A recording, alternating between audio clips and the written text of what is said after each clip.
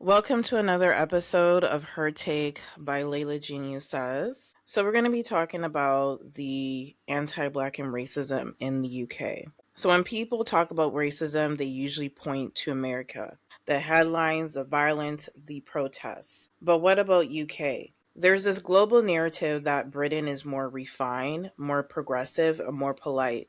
But politeness has never dismantled a system. And sometimes the most dangerous forms of anti Blackness and racism aren't loud.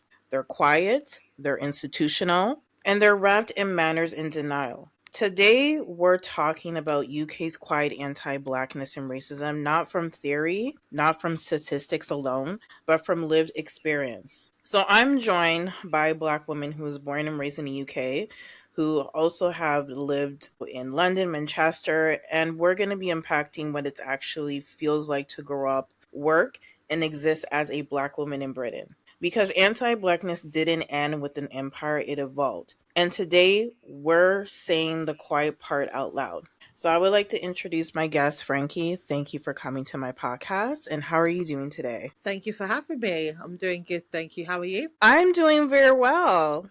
What was it like growing up as a Black woman in the UK? Well, I grew up in London, so my experiences are London based, but now I live in Manchester, so I can speak on both environments. I would say London is very diverse. Diversity doesn't always equal equality. The blackness in London is quite subtle. Coded language assumptions. People basically putting you in a box. Moving up north to Manchester in my 30s, I noticed differences in demographics and microaggressions.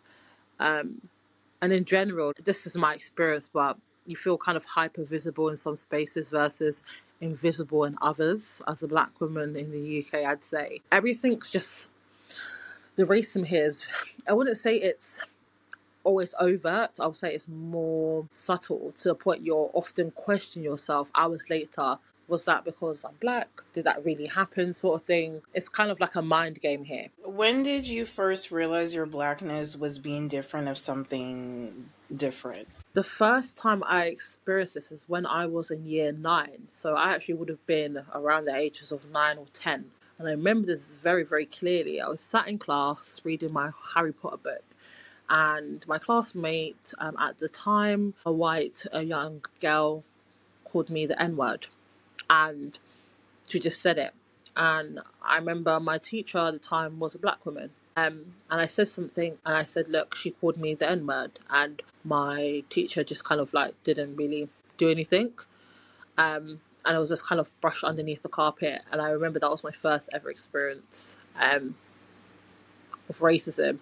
And that was clearly over, that was directly in my face as a kid. Do you feel like when it comes to Black students, they're disciplined differently from non Black students? Definitely, 100%, because I feel like you're labelled as loud, you've got an attitude, you're aggressive for normal behaviour just by the way I talk.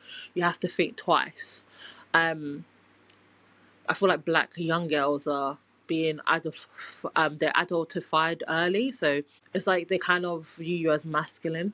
Um, and yeah, it just kind of shapes your confidence long term as a kid and going into adolescence. Do you feel like in the UK education system supports Black students, or do they tend to subtly limit them as well? I would say it supports everyone. I would say that. Yeah, I wouldn't say I felt like it limited me. But one thing I will mention on that is very clear as day that a lot of Black students and yeah, straight students, I say, will get treated differently compared to your white peers. So they will be in exclusion, or they'll be in detention, or they'll be in a special needs sort of class. So I suppose in that sense, I mean the education's there, but I find a lot of Black students were treated differently, including myself. So, another thing I wanted to ask was when it comes to the UK, they tend to talk about class more openly than race. Do you feel, as you as a Black woman, living in the UK, do you feel that race gets hidden behind class conversations? Definitely. So It's this term, ghetto. I'm sure you've heard of that term. 100%. It's class. I'll tell you what it looks like. In the UK, class isn't about money. It's about your accent, your postcode. So, South London is considered as rough. West London is considered as a bit posh. The school you go to, the way you speak, even your hobbies, what do you do outside of college or work? 100%. And I think in the UK, your accent can determine, how intelligent you are, or they assume you are. Certain postcodes. So I grew up in an SW postcode, Southwest postcode. That would carry stigma. Private school versus state school still shapes, classism, and this cultural capital, like knowing how to behave in corporate spaces, matters a lot. That as a black woman, because you get treated differently. So I do want to pivot to representation identity when it comes to Black women in the UK. Growing up, did you feel seen in British media? A little bit, to a certain extent. I suppose probably as a kid, I didn't notice it as much because I probably wasn't paying much attention. But I will say this. I didn't see a wide range of black British girls on TV. It felt like we were either hyper confident, loud, or struggling, like rarely soft, complex, or just ordinary. Rarely like romantic leads in films or, vulnerable. But like if it's, I don't know, a program, it's either they grew up in a council estate or they're trauma heavy narratives or side characters. Yeah, that's something I did notice in my teens, I'd say. So as of now, let's just use Love Island as an example. How do you feel the woman in reality TV is being portrayed as when they're stepping Um, into that game show? yeah, I think they're portrayed as like difficult, angry, like last to be picked. It's not nice to see, and we've been saying this in general. Like, I just think in general with Love Island, it shows dating hierarchies in the UK, and you see patterns on who's chosen first and who's like kind of left last, and it always seems to be the black woman. It's not just about having the black people on the TV; it's about how they're treated and perceived by the public, and it's not good. Do you also feel that when it comes to Black British identity, when it comes to the media or in television or film or reality TV, is it overshadowed by American narratives? Yeah, sometimes, definitely. I would say um, that sometimes does happen. But I suppose it's different being American and being British. But I would say drips and drabs, yeah, it's kind of influenced based on kind of American TV and what happens there. But it will never really be the same. I do want to ask a question Hmm. to reflect upon. Do you think invisibility is its own form of anti-Blackness? Yes, I do feel like it's anti-blackness because you're pretending I don't exist. You're pretending I don't exist, like I don't have a voice. And I've just felt it, even growing up as a kid in school. I used to be very close with a mixed race girl, and in school, and I noticed that she used to be picked. She used to get all the boys. It might sound very silly, but it's something I noticed from a very young age. It's like being overlooked, not being chosen, not being centered, like not being seen as desirable, not being promoted even in the workplace. That's also another thing. You're not fully represented. And I feel like, yeah, it is anti-blackness because if black women are constantly picked last, spoken over, excluded from soft or romantic narratives, and underrepresented in leadership, then yeah, it definitely is a form of anti-blackness because it communicates that you're not central, you're not desirable, and you're not the norm. Also seen as a Jezebel. That's another anti-Black trope that they attach to Black women. And I'm glad you Hmm. talked about that because we're going to move on talking about workplace and polite racism as well, which we have both discussed several times in our own personal experience. So let's talk about the corporate workplace in the UK. So is racism in the UK quieter or just harder to prove? I would say it's quieter. Let's say it's hard to prove because it's really there, but it's very subtle. It's subtle. Okay, so it's definitely very similar to Canada. Hmm. So you spoke earlier that when it comes to Black women, they tend to be labeled as aggressive. So, have you ever felt pressure in a workplace to shrink yourself? Yes, definitely. Um, I've definitely felt that as a black woman in corporate spaces, you're hyper visible because you stand out, but invisible when it comes to influence. So people notice you, but they don't always listen to you, or they don't see you as leadership ready. Um, and it's always something. Like if you're quiet, I'll give you an example. If you come into the office and you're not happy, dandy, and Larry, you're just something wrong. What's wrong, Frankie? Or like, it's always something. You can't just be yourself. So, are diversity initiatives in the UK transformative, or are they branding exercises? Like, for example, I know here in Canada and US, like certain companies, they do have DEI, which is diversity, equity, inclusion. Does the UK have that in some certain places in corporate or workplace as well? Has that been applied? Yeah, it has, but I just think it's just there for decoration.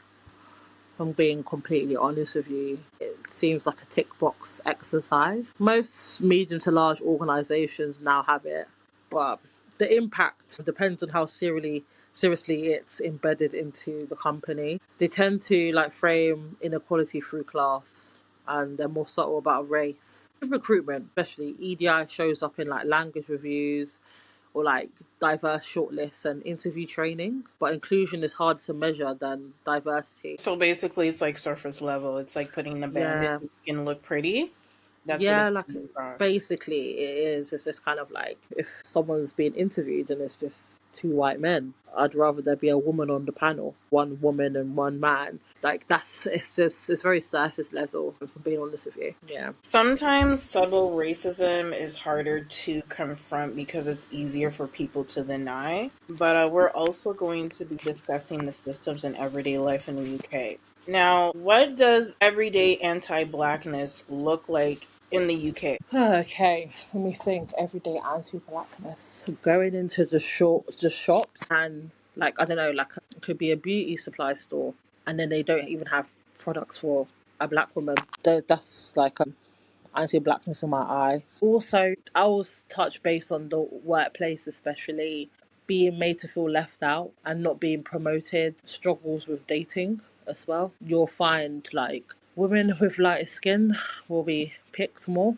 It comes up in many ways. To be fair, it could be like I don't know. You don't sound like you're from here, or like you're being followed in the shops. That happens to my brother quite a lot. Being asked to represent all black people, like for Black History Month, or like teachers like disciplining black children more harshly. Yeah, I feel like in the UK, anti-blackness often doesn't feel like it's explosive. It feels normalized here, like it's very normal. What about the racism? Okay, well, that's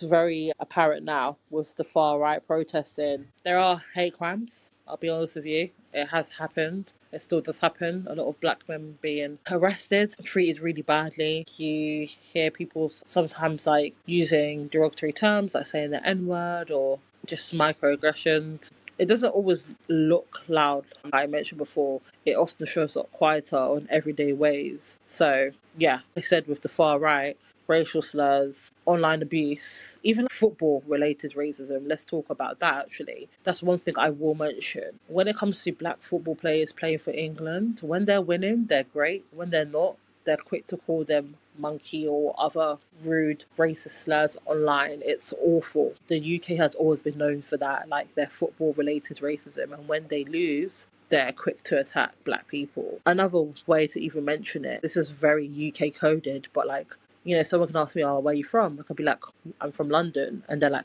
no, but where are you really from? Or like being surprised at my accent, being surprised that I'm well spoken. Assumptions about like my intelligence or my background, trying to banter about comments about race, tone policing, being called aggressive or intimidating. Like you can even feel it. I feel like in the UK, racism is often wrapped in politeness, which makes it harder to call out. Do you think when it comes to black people, especially in North America, especially in the US, do you feel that they think that black people in the UK are living a cushy life and being safe? That Yeah, they're that Okay. And that they feel that the racism and the anti-blackness and racism and also the hate crimes that comes along with it and the racial discrimination, do you feel that they don't think that you can understand from their perspective and live experience of what it's like to live in America dealing with the experience of racism? 100%. I think obviously the history is very deep, very, very deep. Obviously, it's not the same. Like, we've got there's a lot of history in slavery on US soil, like the Jim Crow laws, civil rights movements, mass murders, and police brutality. That's very visible. Like, for Black British people now, we have different type of migration history. We've got the Windrush African migration, the Caribbean migration, colonial legacy, stop and search happens a lot to Black people. School exclusions, like I mentioned, detentions, underrepresentation in leadership, subtle racism shaped by British politeness. So it's different histories, different systems, same root, anti-blackness. We do go through the same stuff, but it manifests like very differently. So I would say in the UK, racism often feels less overt, but more socially subtle. But it doesn't mean it doesn't exist. It just presents differently. I feel like in America, like race conversations are probably louder. Identity politics are more like explicit, whereas in the UK, class is often used to explain equality, and race conversations are usually avoided. And then anti-blackness can be more understated but embedded into British culture. So, I mean, sometimes in the UK, there's a narrative that racism is more of an American problem, but I don't think that's accurate. It just looks different here. We've talked a lot about systems, schools, and workplace institutions, and also the anti blackness and racism that shows up structurally. But anti black and racism doesn't only operate through white people, but sometimes it show up within communities of color too. Have you ever experienced anti blackness or racism from non white communities in the UK? Yes, I have, and that's definitely a thing here. It's not only a white issue. It's a global issue. It's shaped by colonialism, and white supremacy. Um, there's a lot of colorism within communities. Like I said, stereotypes about Black people being loud and aggressive, being thieves, in prefaces framed as just a preference. Yeah, it's just I mean, anti-blackness can exist within non-black communities, but it's embedded in wider societal structures. I'm going to piggyback off that. I'm going to ask you a question. Based on your individual lived experience as a black woman, which POC group has pretty much been very anti black toward you? I would say South Asians. So when I say Mm, South Asians, I'm talking about not necessarily Thai people, Vietnamese, Indonesian. I'm talking maybe Indians, Bengali, Sri Lankans. what about the Somalians? Because I know you do have a lot of them live in the UK. Have you experienced any anti blackness from them as well? Yeah, yeah, a lot. If you want me to shed light on that, I'm open to talk about that. If you feel comfortable talking about that, then yes, shed light on anything. Yeah. So used to used to get bullied by these group of Somali girls growing up. It wasn't nice. Sure, we're all black girls, but they made me feel like I was different to them. It's just yeah, it was a lot. Constantly just getting picked on, name calling. With like I would say like with South Asians, obviously not every South Asian is the same. Like they would I don't know, they would make like comments about my hair, my name, make jokes, the use of the N word. Yeah. You know, it's very interesting. Those two groups that you speak about, you know what they have in common is that they're looking to get white validation from the white man in the white seat. And secondly, they think they are superior than melanated black people, which they're not.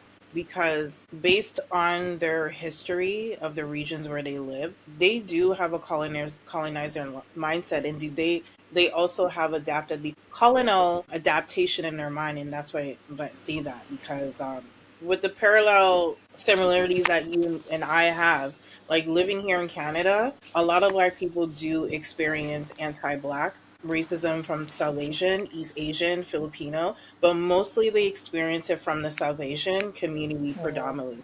Do I experience anti-blackness from Somalian people? Yes, I do, because they do not identify as black. And it's very shocking when they say I'm a black person. I'm like, oh, so you're a black person today. I'm noticing when it comes to certain Somalian people is that they want to identify being black because it's a new trend. Do you feel that? Do you see that way from your perspective when they identify as black? Yeah, it's interesting because it was like 2 weeks ago, Somali even came into a space and said, "Oh, do you think Somalis are black?" And I thought to myself, what sort of question is that? Because if you know you're black, you're not going to ask that question. Do you get what I Hmm. mean? And this is almost like proving a point. And I said, you can identify however you want to. It's not really my problem. Do you get what I mean? Like, what's that got to do with me? Even if you decided to identify as Asians, that's on you. I don't really have a say on that. But it's interesting you mentioned that. Yeah, what's understood doesn't need to be explained. Do you get what I mean? Like, well, I'm not going to go into a space and say, "Oh, I'm black." Well, you can clearly see I am a black woman. It's just very performative when a Somalian person comes in a panel, they said, I'm black. And it's just really coming off that you sound like a white woman that's saying that I have black friends. I have right on BBC. I have one drop of African blood, whatever. That's what it's coming across. Because like I come across some Somalian people, but what's very interesting is that I was on a live, I think it was a few weeks ago, and this Somalian chick says, "Oh, I'm black," and I asked her, I just want to ask, where are you from? Because you have an accent. I'm Somalian. Oh, okay, that's interesting. So you do realize that in your community that Somalian people do not want to identify as black, right? And Right. she's like, yeah. I'm like, okay, that's interesting because I don't think you really acknowledge that, but that's okay. But anyways, I mean, that was honestly that was a good observation that we discussed regarding those other communities that really needs to do a lot of inner deeper work. But Yeah. I have a question. What is your message to those other groups who tend to try to oppress people who think they are higher than us? You're literally every single time you are anti-black, racist to another person of color, you are upholding white supremacy and Mm, colonialism, that part. basically, and it's embarrassing. And we should come together. Would love that, but obviously we're gonna be realistic now, right? It is what it is. But every time you do that, you are upholding white supremacy. They are because they have a white supremacist mind and they always talk with white supremacist points. But with everything that you've navigated, what makes you proud to be a black British woman if that's how you feel? There's so much about being black British. First things first, I would say I love the fact that there's so many different cultures. Being black British means holding multiple identities at once. So African or Caribbean heritage and British culture, and navigating both with strength. For black British people, it could be grime, it could be garage, it could be drill music, black British fashion, it could be black British sports, culture shaping mainstream media. But then also, I will say, being black British gives me awareness of colonial history, understanding of race and class, ability to navigate different spaces, and cultural intelligence. And it's just, I don't know, there's just something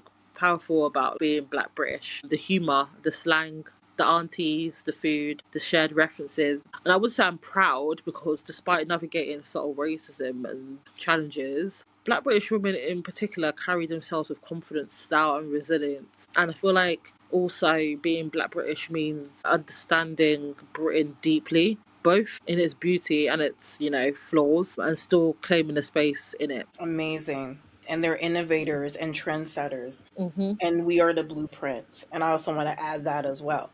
But Yes. what advice would you give a young black girls growing up in the UK? Young black girls growing up. I would say choose your friends wisely. No, not everyone is after you and they're not always come with you. There are people out there who are genuinely rooting for you and will support you. Take your education seriously, and you're not too loud, you're not too opinionated, you're not too ambitious, nor are you too angry. Just don't shrink yourself to make other people feel comfortable. And also being strong, that stigma, strength is very beautiful, but don't let the world convince you that you don't deserve softness. And your blackness is not a disadvantage, and you need to learn how to navigate different spaces. And the constant code switching, like, it can be draining. But yeah, just if you ever feel unseen, remember that you feeling invisible is not a reflection of you. It's just a reflection of the system that was built to basically tear us down. That's amazing. One last question. Yeah.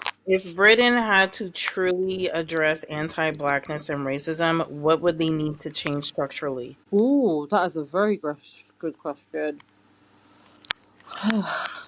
The far right groups, first things first. The lack of representation, I would say, in the media. Even when there is like representation, it does seem a little bit performative. I would say that they will need to teach colonial history. Talk about what you did, mate. I know you helped people because you destroyed a lot of countries. England did, include Black British history in the national curriculum, not just Black History Month in October. They should also talk about Black kids being expelled in schools. Also, the policing needs to be addressed. The Black maternal mortality rates, so Black women losing their lives when they're pregnant, that needs to be addressed. Medical negligence within the Black community, that needs to be addressed as well. That's big here in the UK. They also need to talk about stereotypes. Also, there's a lot of discrimination when it comes to accessing mortgages and generational wealth gaps due to that migration history. They need to stop treating it like racism here as an American problem. They need to acknowledge their colonial legacy properly and what they've done and what they're still doing. And as they should. And Yeah, as Canada and the US and worldwide, where Black people living need to address that as well. And thank you on that, Frankie. yeah, I no problem. do think, yes, thank you. What I also want to say is that what stood out to me in this conversation is that the anti Blackness doesn't need to be shout to be effective. It can whisper, it can smile, it can hide behind tradition and call itself culture. And that's what makes it difficult to confront because people can deny what they can't see clearly. But lived experience doesn't lie. The UK's relationship with Blackness didn't start in Manchester, it didn't start in London. It started in Empire.